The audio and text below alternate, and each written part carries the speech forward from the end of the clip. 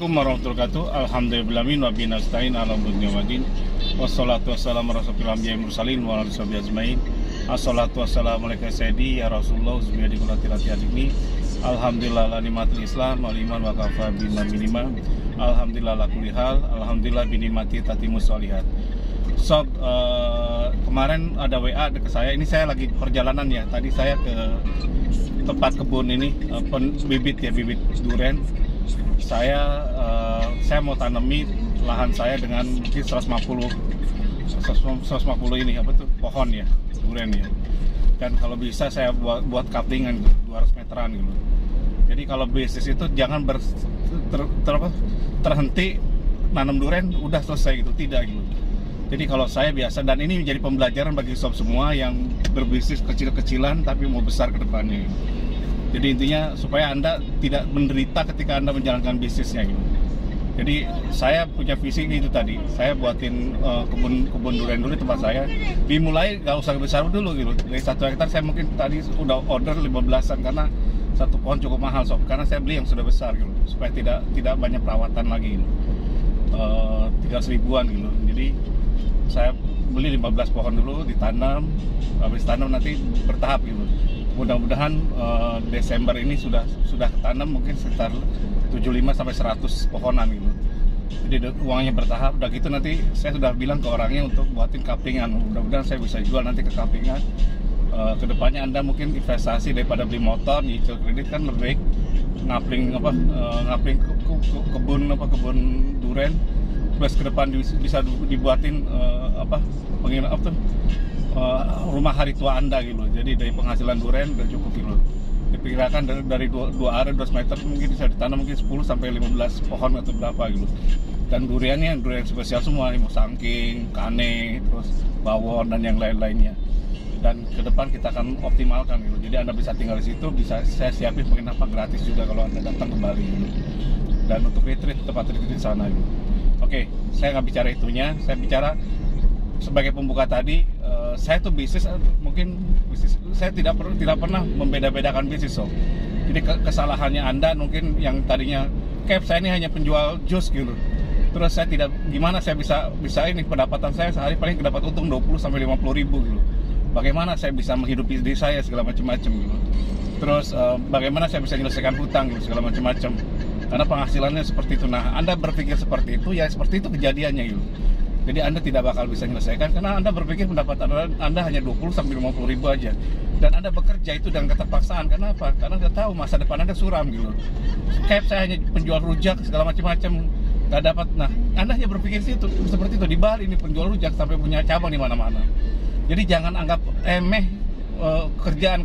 Kenapa Anda gagal? Karena Anda nganggap remeh dan Anda tidak buat nge-create sisi besarnya gitu. Contoh saya tadi nanam durian. Saya sisi besarnya bukan hanya nanam durian, tapi saya ingin ke depan buatin kaplingan durian gitu. Jadi bukan hanya nanam durian selesai di kebun saya nungguin sampai terakhir. Nah, itu salah sob.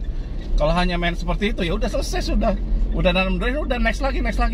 Gimana caranya kalau saya setelah nanam durian saya kaplingkan sehingga yang saya jual tidak terlalu mahal, yang penting uang itu muter. Jadi saya berarti mutar gitu. Dan saya rencananya bukan 1 hektar ke depan. Bisa bila perlu 100 hektar buatin kebun-kebun tadi. Kan luar biasa bisa menghidupi banyak orang. Digabung dengan peternakan kambing atau gimana sehingga pupuknya organik semua. Kambing terus sapi segala macam-macam kan luar biasa so bisa ini. Nah, sisi besar itu nanti makanya kalau meskipun kecil nanam pohon durian itu valuasi kita bayangin aja bisa nggak 1 triliun atau 100 miliar 100 triliun gitu. Loh kok bisa kayak ya udah kan namanya mimpi, apa salahnya gitu. Jadi ketika kita ada mimpi seperti itu, kita perjuangkan habis-habisan sehingga kita tidak sakit sob ketika ngerjakan gitu. Kenapa? Kita ngerjakan dengan gairah gitu. Nah, Anda ini contoh ya. Kenapa Anda tukang rujak penghasilannya pas-pasan segala macam-macam? Karena Anda berpikir hanya dengan rujak Anda nggak bisa ngapa-ngapain gitu. Coba kalau Anda tekuni dengan sungguh-sungguh. Penjual bubur ya seperti saya bilang, bubur Pak Le itu kan udah bisa ngaji berapa kali, bisa ngumrohkan, bisa keluarga, bisa diurangkan tanah haji segala macam-macam. Sukses juga tuh. Hanya penjual bubur tadinya hanya di mobil dikejar-kejar tibum, sekarang dia punya ini sendiri, punya resto sendiri depannya ini loh, Baja Sandi Renon itu ada namanya bubur Pak Le gitu. Itu sahabat saya dan dia sampai dari dulu sikapnya seperti itu dengan saya. Sering ketemu di pasar, saya sering ke pasar loh. naik motor, ketemu dia juga naik motor dan istrinya belanja gitu. Jadi kalau hidup kita udah selesai dengan hidup kita gitu, tidak pengen neko-neko lagi, aneh-aneh lagi segala macam-macam. Kalau hidup kita sederhana, kita akan jadi kaya. Kenapa Anda nggak kaya? Karena Anda hidupnya nggak sederhana gitu. Hidupnya Anda punya keinginan gitu. Anda pengen dibilang kaya ketika pakaian Anda bagus gitu. Anda pengen dibilang kaya ketika Anda bisa makan enak gitu. Anda pengen dibilang kaya ketika mobil Anda mewah, segala bagus, segala macam-macam. Di Denpasar sih saya tadi cerita bagaimana orang-orang itu temennya dia di ini rumah masih kontrakan kecil tapi dia udah punya mobil dulu. Kenapa? Karena gengsi segala macam-macam. Kenapa nggak didulukan rumah dulu? Saya beli tanah di sekarang mungkin Anda lihat, kok saya beli tanah kok luas-luas gitu loh. Di Labuan Bajo nilainya mungkin bisa puluhan sampai ratusan miliar gitu. Kenapa? Saya belinya murah sob. Ketika mungkin waktu itu mahal, ketika ada uang saya beli, cuman saya belinya dalam posisi besar. Saya jarang beli tanah 100 meter, 1000 meter jarang. Biasanya saya beli, kalau beli itu di atas 10.000 gitu. 1 hektar. Bukan saya sombong, bukan, emang gitu gitu. Tapi saya belinya yang murah dan untuk kedepannya, dan itu saya sisakan gitu. Jadi ya mobil biasa aja, saya pakai motor biasa segala macam-macam gitu. Keinginan sih pengennya saya pengen punya ini waktu Freelander segala macam-macam, atau mobil Evoque gitu segala macam. Tapi Pajero udah cukup, Outlander udah cukup gitu.